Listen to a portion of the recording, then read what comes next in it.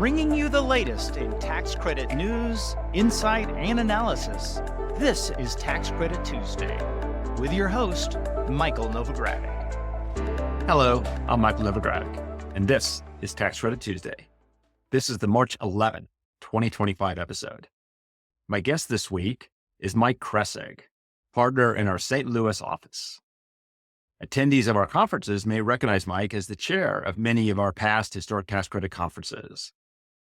He's back on Tax Credit Tuesday this week to discuss combining the federal historic tax credit with other tax incentives. Now, this conversation comes at a time when Congress is asking for suggestions as to how to improve the ability of various tax incentives to work together in furtherance of their individual policy objectives. Now, last summer, many of our audience know, I had the honor of testifying before the Senate Finance Committee about just this exact topic. Now, part of that conversation included discussing ways in which the historic tax credit could be modernized to work better with other tax incentives. Now, my discussion today with Mike is in many ways a prequel to that question. Today, Mike and I are going to discuss a couple of ways of thinking about credits and how they're used together for a specific project or business. And I tend to think of it as either twinning or sidecar financing. Sidecar when the project itself is benefiting from more than one tax incentive, but they're separately coming into the development. And twinning is when the same investor is investing in multiple benefits. And we'll talk about that more in detail during the course of the podcast. We're also going to discuss the critical reason why incentives are layered together often. And this is not going to be a newsflash. The historic tax credit is often combined with other tax incentives in order to close financing gaps. Most historic tax credit developments are financially feasible with just the federal historic tax credit. So there needs to be other incentives in order to make the project pencil out. So with that, there's a lot we want to cover today, and I want to jump right into our guest. So if you're ready, let's get started. Mike, welcome back to Tax Credit Tuesday. Thanks, Mike. I will say that the last time we did the podcast was June of 2021. So I don't know what it was I said during the podcast, but hopefully I won't commit that crime again and you'll come back. It's been a minute, yes. But we did talk last in June of 2021 about state loan closing tax credits and state historic tax credits. So it's focused on state credits. And I will link to that episode in today's show notes. But before we get going with the federal historic tax credit, twinning, sidecars, and other tax incentives that are often used, please start by describing for our audience the various services you provide to Novogradac clients. Yeah, thank you, Mike. So my practice covers historic as well as new markets and low-income housing tax credits, as well as the opportunity zone incentive. And it includes consulting, audit, tax, and related services. A pretty significant piece of my practice is comprised of helping clients to structure and close financing transactions using these incentives.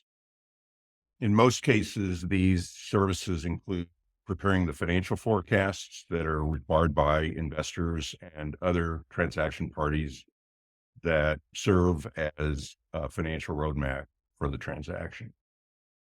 And, many of these transactions include federal historic tax credits paired with one or more of the other incentives we're going to be talking about today.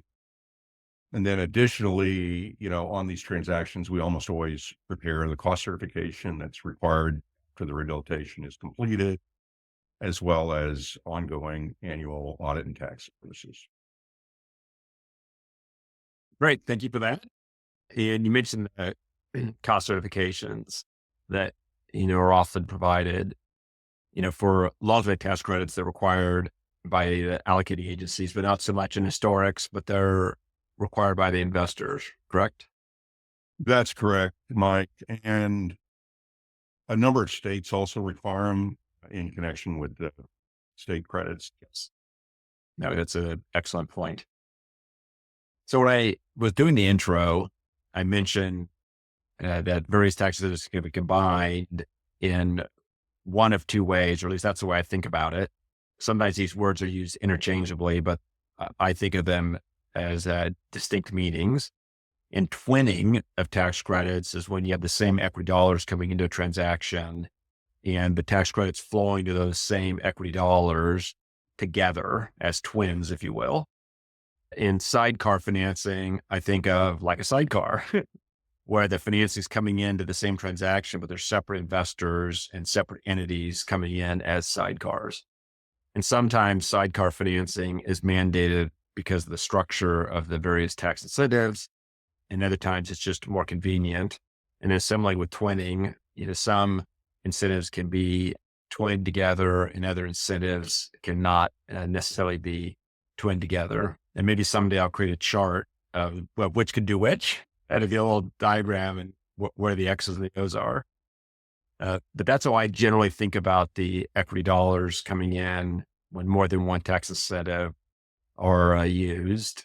Is there anything you wanted to add to that distinction before we get going? No, I like that distinction. I think you explained it well. So let's, talk about reason for bringing the incentives to it, more than one incentive to the transaction. And when I think about locally tax credits, for instance, locally tax credits might oftentimes bring in other types of incentives because that helps them score more points to win awards and things of that nature. But that's not so much the case with federal historic tax credits in the sense of it's an as of right credit. And at the end of the day, as long as you discuss your development with the National Park Service, lay out your renovation plan, they approve the plan, that you execute the plan, you're entitled to those credits. So when I think about the combining federal historic tax credits with tax incentives, it's namely, you have financing gaps, how are you going to close them? And I know in preparing for the podcast, you and I discussed that and you were on the same page with me. So maybe it would be good at this point for you to list out the various, federal or state tax incentives that you see combined with historic tax credits the most often. Yeah. So Mike, I would list 5, starting with the low-income housing tax credit that you mentioned, new markets tax credits, opportunity zone financing, renewable energy tax credits, and state tax credits. So within those 5, I suspect our audience is thinking, well, what's the relative priority? And I do think if we could instantly quiz our audience, they would say, something, Mike or Mike's, I think that the state historic tax credit is probably combined the most. That would be a safe bet. I, have probably been involved in a couple hundred historic tax credit deals in my career. And I could probably count on one hand the number that didn't have state credits. In most cases, you have to have both in order for the deal to pencil. And then what would be the relative priority when you look at new markets, opportunity zones, renewable energy, and low-income housing tax credits? What's the relative priority once you get past state historic tax credits? So just based on my experience, I probably see the opportunity zone incentive paired the second most with the federal historic, followed by new markets, and then low-income housing, and then renewable energy. No, great. And as you said, that's your experience, not a statistically significant sample, Correct. but a large sample. Correct. And I will say that, the fact that there aren't very many federal historic tax credit transactions being done without state historic tax credit really says something about the diminution in the value of the federal historic tax credit over the last, 10 plus years, which was one of my areas, as you know, that I emphasized during my Senate Finance Committee testimony about, 4 key events that have reduced the value of the federal tax credit over the last, 10 to 12 years. And I'd encourage our audience to review my congressional testimony, and we'll include a link in today's show notes there. And I did also, as you know, write an article in the Journal of Tax Credits, a number of months ago, pointing out how much the state historic tax credit can really drive a preservation in various states. So let's delve a little bit deeper now into what the audience should be aware of and be sensitive to when they're combining the federal historic tax credit with some of these other incentives, either through twinning or as sidecars. And we'll do it in the ranking that you had in terms of sort of popularity and use cases. And let's start with state historic tax credits. You might think, well, if it's a state historic tax credit, it's a federal historic tax credit, how much more complicated and different can it be? And and you're going to answer that question. I'm going to tell you that. Yeah.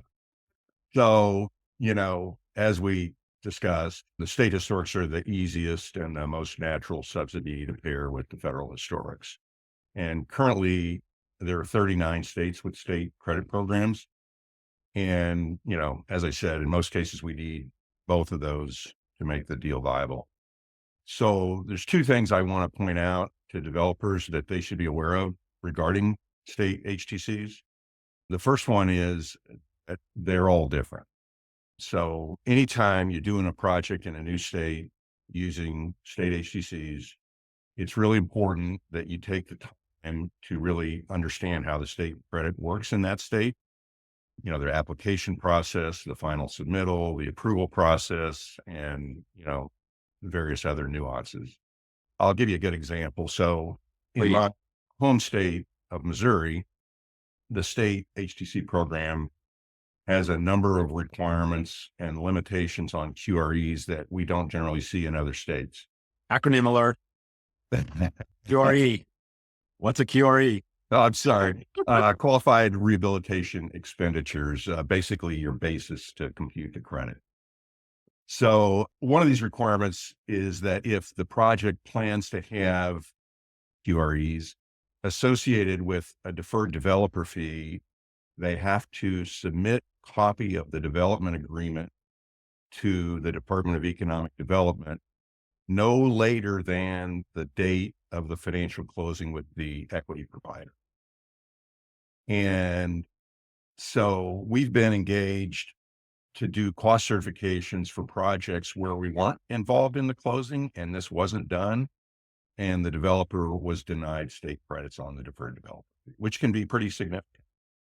So I use that as an example. So again, I would encourage you to read and be familiar with the enabling statute, any related regulations, any program guidelines that are issued by the state agency overseeing the program. The other thing I'd say related to that is that states change their programs frequently. So it's important to be sure that you're following the most current or the applicable guidelines if there's, grandfathering based on your approval dates and that sort of thing. And then number two, I would just say that it's important to understand the federal income tax implications of monetizing the state HTCs. And this is going to depend on a number of factors that are beyond the scope of what we're talking about here, but it's an area where we can help. So I appreciate that high level sort of overview, and it just emphasizes a common theme of my podcast guests, which is you really need to be dealing with expert advisors, both on the law side, the accounting side, and with historics also with respect to consultants with the National Park Service and the rest. And point out this state, they even emphasize the fact not just to have experience at the federal level, but have experience in the state in which you're anticipating claiming state historic tax credits. And then when you mentioned the whole issue about the federal income tax consequences of monetizing those state historic tax credits, you touch upon something that could be a podcast in all itself. So I think we did a half-day workshop on that at one of our conferences a few years ago. So, well, maybe sometime over the next 4 years, I can have you back as a guest and we'll focus on just this one topic of combining federal or layering in state historic tax credits with federal credits and what some of the, common errors are, or what are some of the traps of the unwary that you want to be mindful of. But let's move on. You mentioned sort of 4 other incentives. The next one you mentioned is opportunity zones in terms of the relative times you see that incentive being layered with the others. So please share some of your thoughts about the implications of combining historic tax credits with opportunity zone funding. Sure. So, although it's possible for the tax credit investor, which is typically a large financial institution, to invest through a qualified opportunity fund or QOF. And a number of years ago, our Novogradac Opportunity Zone Working Group ran models illustrating this. I have not seen it in practice, and I'm not aware of any investors that are currently doing this. On the other hand, we have seen a number of deals bring in non-tax credit equity through QOF. And this can be either from the sponsor or from an unaffiliated investor. The primary benefit here is the opportunity to avoid being taxed on the gain, including depreciation recapture associated with the sale if they hold the investment for 10 years.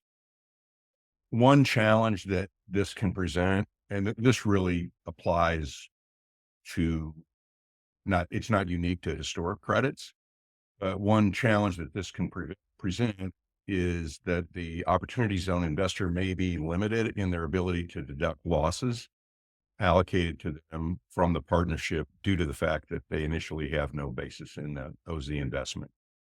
Now, they can deduct losses to the extent of their share of recourse or qualified non-recourse debt, but that's kind of a fact-dependent analysis.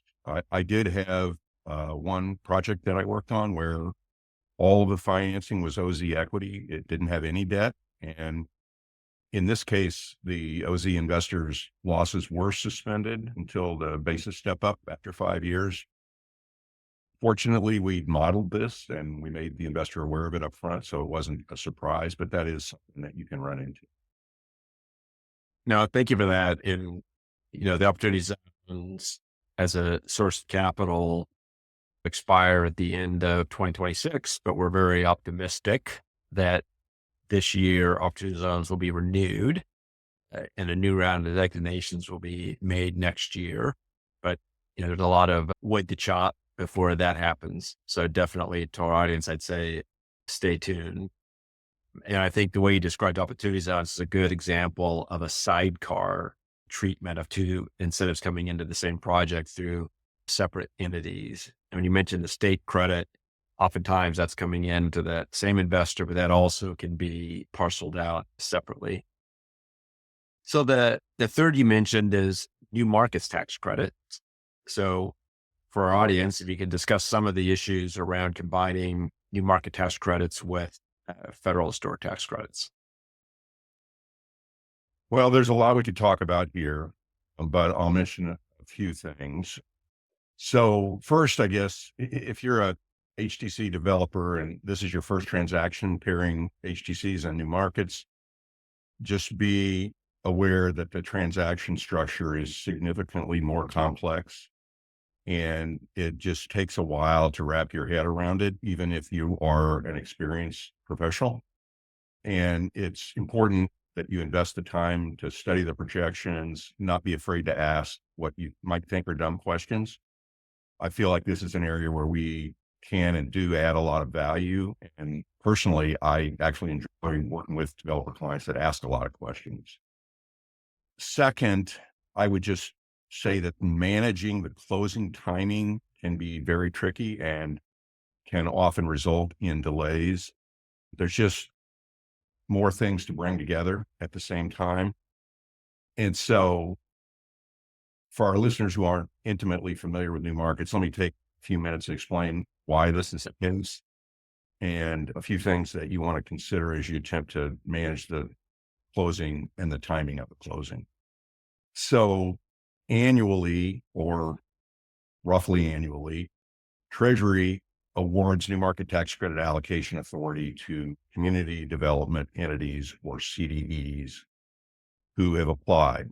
Now, in the last few years, roughly 100 CDEs received awards out of more than 200 that applied. These CDEs then sub-allocate new market tax credit allocation to projects that they select based on the criteria that they've committed to in their application and in their allocation agreement with Treasury. So these things include things like geography, the type of business, metro or non-metro, severely distressed, census tracts, things like that.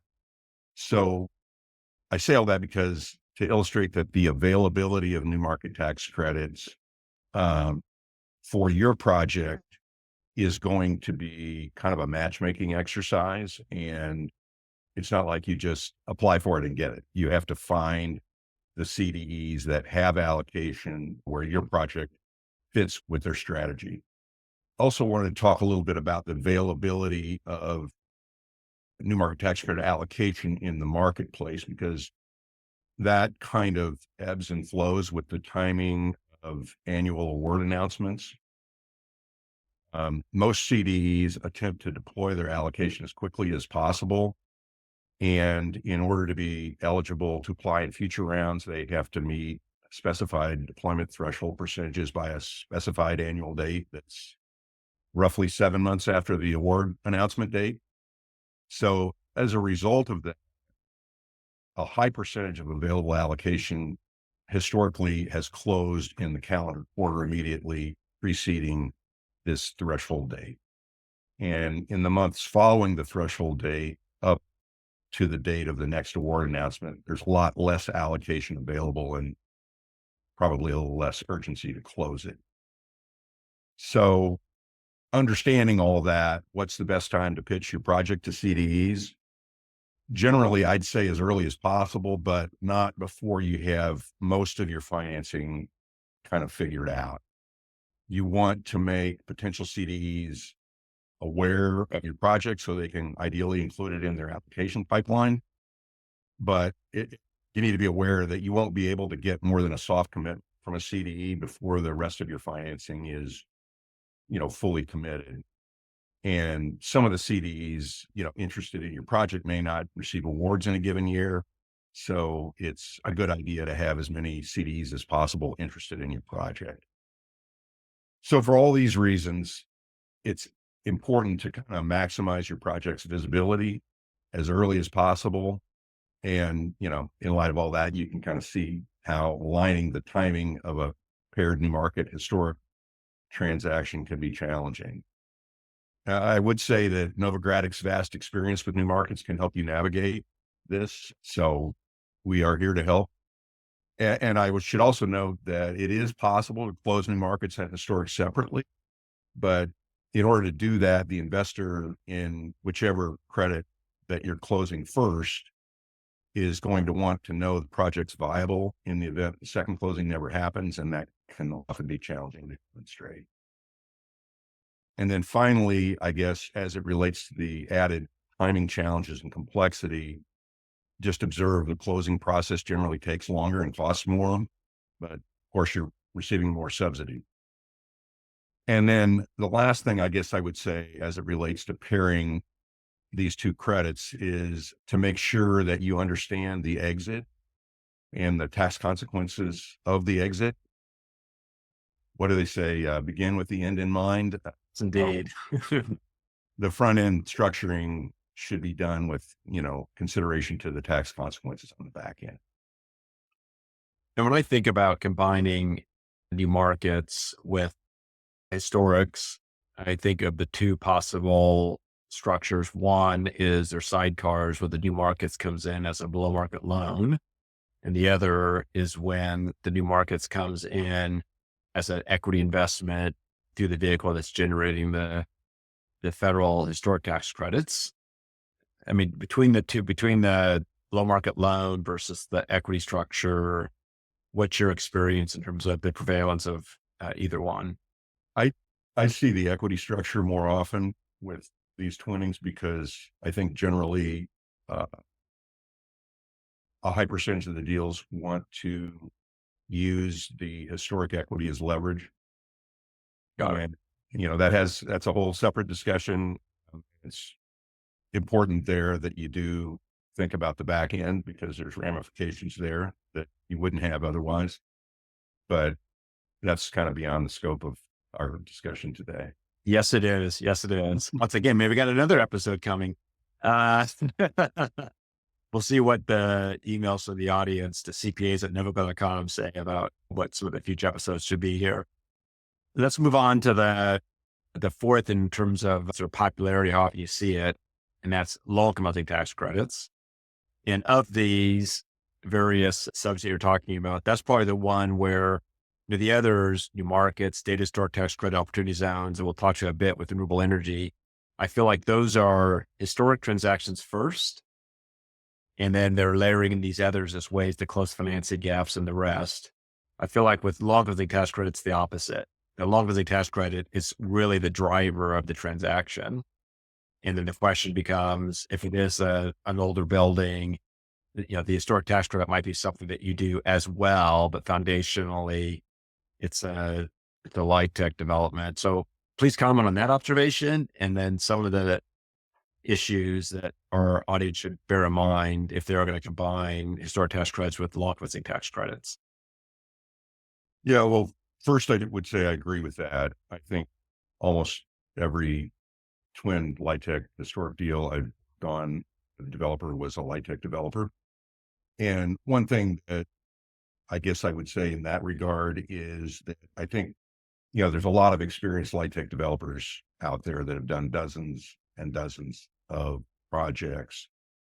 And I see sometimes they underestimate the additional complexity that bringing in historics adds. And that can be a lot, especially if you use a lease pass-through structure, which we'll talk about in a minute. So I would just again say, don't assume that it just is an adder and there's no extra work or thought that needs to go into it. So maybe follow up on when you were talking about the lease pass-through structure, how that gets married with the long-term tax credit and why at a super high level. Yeah, I could keep it fairly high level. So the traditional single tier structure in a twin LIHTC historic project, the HTC basis reduction results in a reduction of eligible basis. So if the entire project is a historic project, that's going to be a little less than 20%. But that basis reduction can be avoided by using a lease pass-through structure. But that kind of brings its own unique set of challenges. So I thought I'd talk about a few of those and just to kind of give folks a high level overview. So first of all, in that structure, the tax professionals generally require that the landlord and the tenant are not commonly controlled. So it's a sidecar structure, which means that you end up with separate investors for the HTCs and the LIHTCs. I would note that some LIHTC investors don't particularly like this structure and they won't agree to it, probably because it's just more complicated. They have to deal with another investor negotiating, and SNDA can be a pain with lenders. Projections are a lot more complicated and it's just kind of outside their comfort zone. And another consideration is that the professional fees are going to be significantly higher. There's more parties involved. There's more lawyers involved. There's more complexity that has to be worked through. Typically, the closing process takes longer, so there's more time from each law firm. That can be double or more of what a straight or direct investment might be. But having said that, on larger bond deals, the foregone equity can be in the millions of dollars and maybe even tens of millions of dollars. So in those deals, it's kind of difficult to justify not using the lease pass-through structure. And I would say that we have seen more of these in the last few years. And I feel like more LIHTC investors are getting comfortable with it. Yeah. And I was going to say, I also think that as more get done, the complexity sort of diminishes. And that's why whenever I'm thinking about any of these sort of combinations, it's like step one is running a financial model and seeing how it's all going to work together. Step two, which should be concurrent, and these are concurrent steps, is to ensure you're working with a law firm that has done just this type of transaction before. and that they can start with their documents and all the rest. So you're basically drafting off the good work that others have done before you to identify issues in advance, as well as not have to reinvent as much of the wheel. And the other thing you mentioned, long-term tax credits with federal historic tax credits, I can't help but think, and then a lot of those transactions have both a state historic tax credit and potentially a state low-income tax credit. That's correct. That's correct. And I'll actually touch on that later on here. Well, the next area I wanted to jump to, we can talk about this really briefly, which is renewable energy tax credits. And that's probably on. Sorry, Mike. Can I go back and talk Yes, about you can. that? And before we move away from the lease pass-through structure, I just wanted to make the observation that the HTC Go bill, which will be reintroduced to both houses of Congress in the next few days, hopefully at least the next couple of weeks, will again include a provision that eliminates the basis reduction. So if that were to be passed or included in a larger tax overhaul bill that kind of I'll expect later this year, then that whole issue becomes moot. So on the issue that you mentioned of having state LIHTCs and state historics, in these situations, I guess, first of all, I would reiterate what I mentioned earlier about making sure you understand the requirements and the limitations of the administering agencies and the programs. And often in many states, they're different agencies, and at times they can be at odds with one another. So again, let me give you an example from my home state.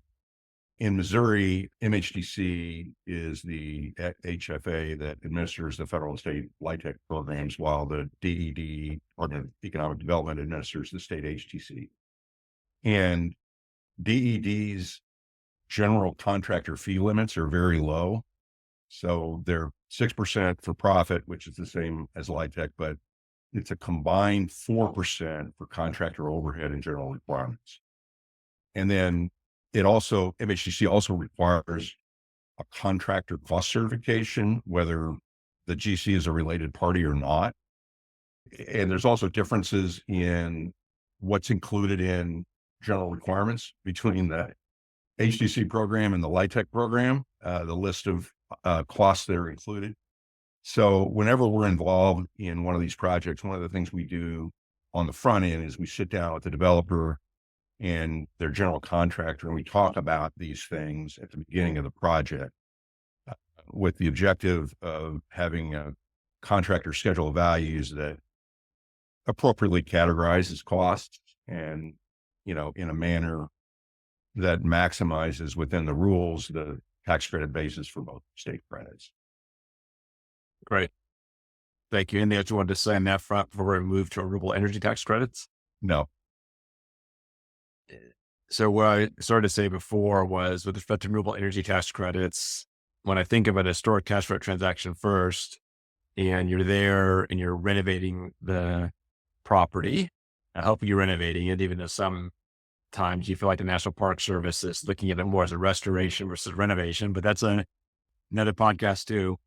I don't generally think of renewable energy as part of the historic preservation rehabilitation costs.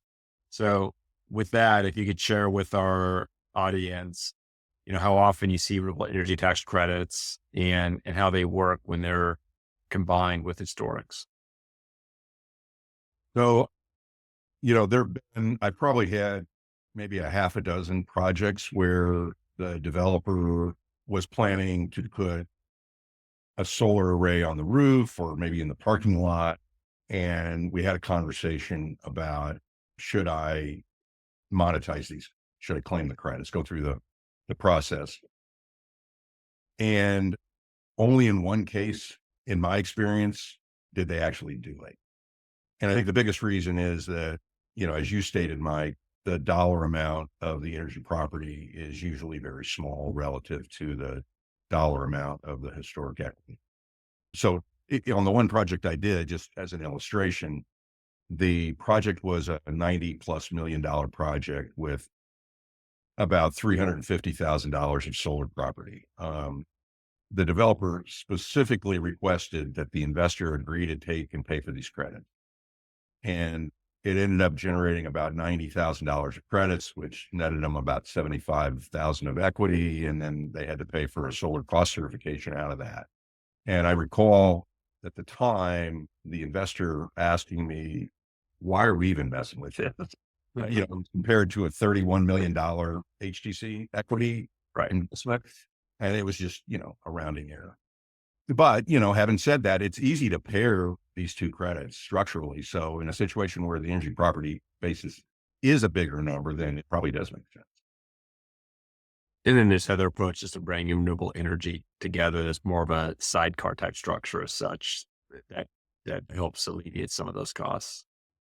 I can't help but remember the rule, which in prepare for the podcast, we talked about it as the sidewalk rule, wherein when you look at the building from the sidewalk, you're not allowed to be able to see the renewable energy property on the top of the building in order to retain the historic character of the building. But with that said, I suspect there'll be a few architects out there that'll share with me a little more detail on what I just said there. And if you want to share more detail with me, please do. So we've talked about all these various sort of tax incentives, and you've mentioned that with state historic tax credits, you generally see that on most of the transactions. So then what portion of the transactions you work with are layering one of the other ones as well, such that there's three or more? I'd say 25 to 30%, 30%, with opportunity zones being the most common. But I probably do one or two, probably do a couple new markets historically a year and one or two LIHTCs. They're harder deals, but they generate more equity. And, a lot of cases, the deal doesn't work without it. So, no, thank you for that. And before I bring this to a close, is there any other information you want to share with our audience? No, but I'm happy to have side conversations with anybody that has questions. Right. I would encourage the audience to reach out to Mr. Kressig, and we'll include his information in our show notes. I will also note that we do have our Historic Tax Credit Conference coming to Cleveland, and I think it's in October. Is that right, Mike? Yeah. So that's obviously a bit far out, but I encourage you to go ahead and put it on your calendar now. Just go to our website and you'll get all the details on the dates and the like. And then we do have various new market tax credit and renewable energy and luxury tax credit conferences happening well before then. So with that, let me say thank you, Mike. As I said before, I'll include your contact information in the show notes for members of our audience who heard or watched the episode and have questions for you about combining the federal historic tax credit with other tax incentives, or I just have other, accounting, tax, real estate finance questions for you. And then I do want you to hang around for our off mic section. But before we get to that, I would like to remind our listeners and our viewers to subscribe to the podcast. Please subscribe on whatever platform you get your podcasts. I also encourage you to share the podcast with your colleagues, this can be a good way to get them started in various topics. I know I have a number of clients that when there's someone new joining, they'll have them listen to one of the lists of our various podcasts in order to get up to speed on some of the unique aspects of the tax incentives in which we work and our clients work. And we do have a full archive of those episodes on our website at novoco.com. So now I'll turn to our off mic section. Our regular listeners and viewers know we use this space to give a shout out to someone working in the areas in which we work. We get to highlight a professional who deserves recognition. So Mike, who would you like to give a shout out for this week? Mike, I'd like to give a shout out to Forrest Milder. Forrest, as you know, is a partner at Nixon Peabody in Boston. And he recently completed and stepped down from a 2-year tenure as the chair of the Historic Tax Credit Coalition, which is the leading advocacy group for the HTC. Now, during Forrest's tenure at the helm, we saw an uptick in interest in the coalition and an increase in membership. And also, I thought, a renewed energy among the coalition's members. I think our advocacy efforts during that time have positioned us well to see some meaningful enhancements to the credit as part of the upcoming or expected upcoming tax overhaul or Super Bowl of tax. And then in addition to that, I would also mention the considerable thought leadership that Forrest has contributed over probably several decades now to the HTCC and really the HTC community at large. So kudos and a big thank you to Forrest. Well, thank you for that. I echo your shout out to Forrest. I've not sure how long I've been working with Forrest, but it's 25 plus years. And thought leader is an understatement. He is definitely a thought leader in the tax incentive space. And he's one of those tax advisors that when I have a really difficult question that I'm struggling with and have various interpretations, I want to know, what does Forrest think? So it's someone that is well worthy of the shout out. And I also appreciate all the leadership he showed with the Historic Tax Credit Coalition over the last couple of years. And while he's not the chair anymore, the leadership that he continues to provide to the Historic Tax Credit Coalition.